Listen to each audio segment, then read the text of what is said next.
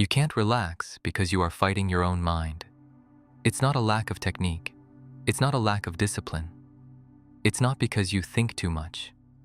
It's because every time you try to be at peace, you enter combat. You lie down to rest, and a thought appears. Immediately you react. I shouldn't be thinking about this. I need to stop. This is wrong. Without realizing it, you've turned a neutral thought into an opponent. And from that moment on, your body understands that there is conflict. Maybe this is the uncomfortable part. It's not the thought that keeps you activated. It's the fight against it. You try to push the mind into silence. You try to control what appears. You try to reorganize what you feel. And each attempt sends a very clear message to the system. Something is wrong. Something needs to be fixed. Something is out of control. Your organism does not clearly distinguish between an external threat and an internal conflict. If there is a fight, there is activation. If there is effort to suppress, there is tension. You may be alone in the room, but internally you are in confrontation, and confrontation keeps the body awake. The more you try to relax, the more you observe your own mind. The more you observe, the more you detect movement. The more you detect movement, the more you try to interrupt it, and the cycle begins. Maybe you've already lived this. The thought appears. You try to neutralize it. It comes back stronger. You try to ignore it. It reappears. You try to replace it with something positive, but the vigilance remains. And then a silent doubt arises. Am I the one keeping this active? Because something paradoxical is happening. You want to rest, but you are locked in a tug of war with your own internal experience, and no one relaxes while fighting. The problem is that this fight seems logical. If something bothers you, the automatic reaction is to combat it. If a thought is uncomfortable, the reaction is to expel it. If the mind is agitated, the reaction is to force silence. But the system does not understand intention. It understands movement, and effort is movement. Resistance is movement. Control is movement. You may be still on the outside, but inside you are pushing, correcting, adjusting, and that keeps everything on. Maybe the question isn't, why can't I relax? Maybe it's another one. Why do I keep trying to defeat something that isn't an enemy? Because as long as there is combat, there will be activation. And as long as there is activation, rest does not deepen. You are not failing at relaxing. You are fighting too much. And maybe the hardest thing to accept is this. No one is forcing you to fight. It's you who clenches the fist. It's you who insists on defeating something that never attacked. Effort activates the system. This is the part almost no one notices. You believe you are trying to calm down, but your body interprets effort as a signal that something needs to be resolved. Imagine an engine already revving. You want it to slow down, so you press harder on the accelerator, trying to control the rotation. That's what happens when you force the mind to stop. The more you try to silence a thought, the more attention you give it. The more attention, the more relevance. The more relevance, the more the system understands that it matters. And what matters needs to be monitored. It's like repeatedly pressing the alarm button to see if it will stop ringing. Each press reinforces that there is an emergency. The mind doesn't stop because you're trying to stop it. It continues because you are treating the movement as a threat. There is a constant tug of war happening. On one side, the thought arises. On the other, you try to control it. And the body responds to effort, not to content. The thought may be trivial, but the resistance is not. Resistance is tension, and tension maintains the state of alertness. Maybe you've noticed this in other areas. The more you try to fall asleep quickly, the more awake you become. The more you try to forget something, the more you remember it. The more you try to appear calm, the more rigid you feel. There is a simple phrase here. What you fight, you sustain. Not because the thought is too strong, but because the fight keeps it active. When you internally say, this shouldn't be happening, the system understands there is disorder. And disorder requires correction. Correction requires energy. Energy maintains activation. This cycle is subtle, and it seems logical, but it doesn't work. You try to control the mind to feel safe, But control itself communicates insecurity, because excessive control is a response to perceived danger. If you were safe, you wouldn't be trying to adjust everything. There is another important phrase here. Control is not a sign of calm.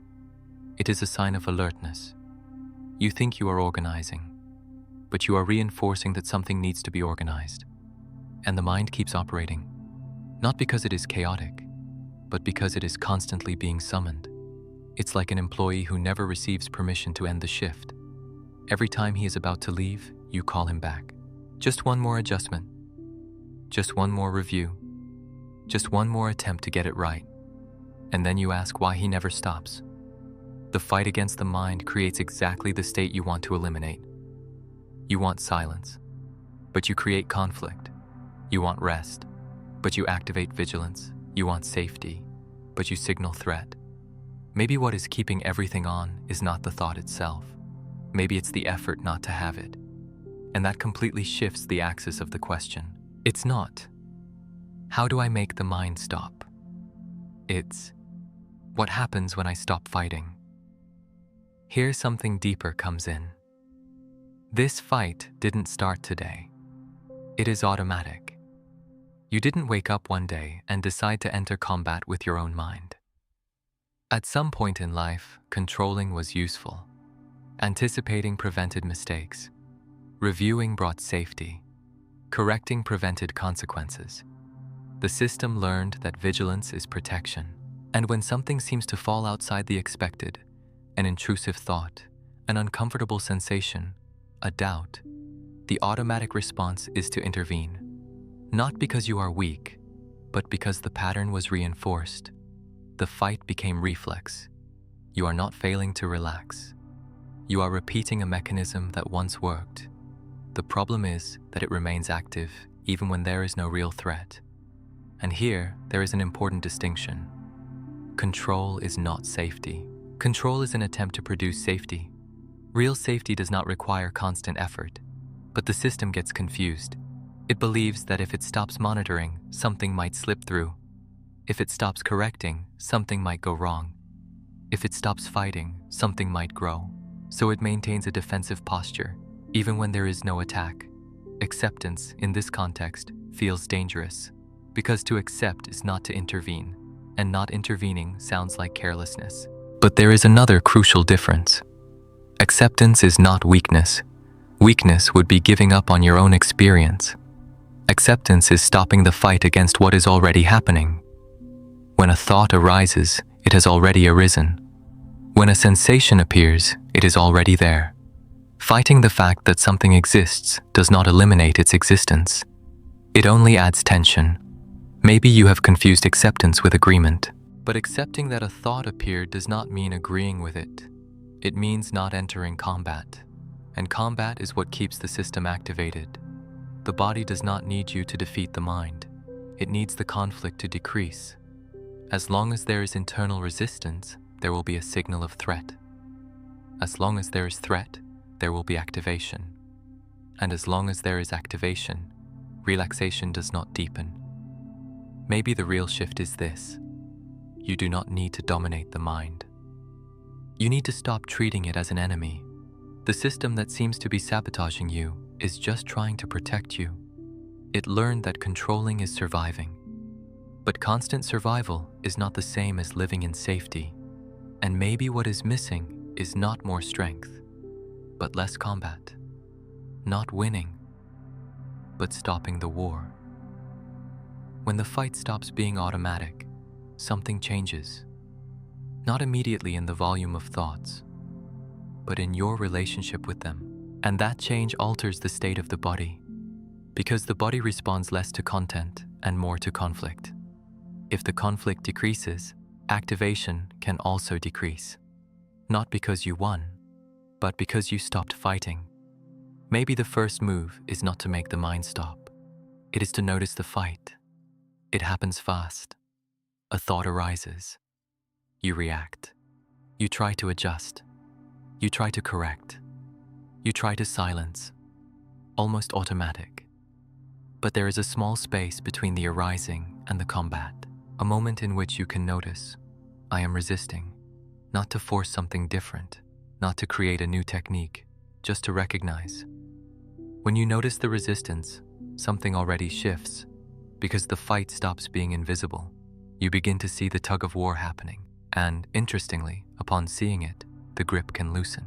Not because you decided to let go, but because you realized you were gripping. There is a huge difference between trying to control a thought and observing that you are trying to control it. In the first case, you keep fighting. In the second, you begin to step out of combat. This does not mean thoughts disappear. They may continue arising. The difference is that you do not need to push them away. You do not need to correct them. You do not need to defeat them. The system learns through experience. If every time something appears you react with tension, it understands that it is dangerous. If, at some point, the thought arises and the reaction does not come with fight, the body receives another message. Maybe it is not a threat. Maybe it does not need to mobilize energy. This is not passivity. It is interruption of conflict. You are not surrendering to the mind. You are stopping attacking it. And when the attack ceases, defense loses its purpose. There is a very subtle relief here. It is not euphoria. It is not absolute silence. It is simply less effort, less tension in the shoulders, less rigidity in the breath, less urgency to fix what does not need to be fixed. Maybe you never needed to switch anything off. Maybe you were just trying to shut it down by force, and force keeps everything on. When you stop fighting, it does not mean everything becomes perfect. It means the system is no longer receiving constant signals of internal threat, and that changes the state. You can keep thinking, you can keep feeling, but without the permanent tug of war, without the alarm being pressed repeatedly, without the engine being revved to force deceleration. Maybe relaxing was never about controlling better. Maybe it was always about fighting less. And when that idea begins to make sense, something softens. Not because you mastered the mind, but because you stopped treating it as an enemy. Maybe you are tired not of the mind, but of yourself for not being able to stop it. And what if what you call anxiety is just an internal war that never needed to happen? And what if the silence you seek does not come when you defeat the mind, but when you stop attacking it?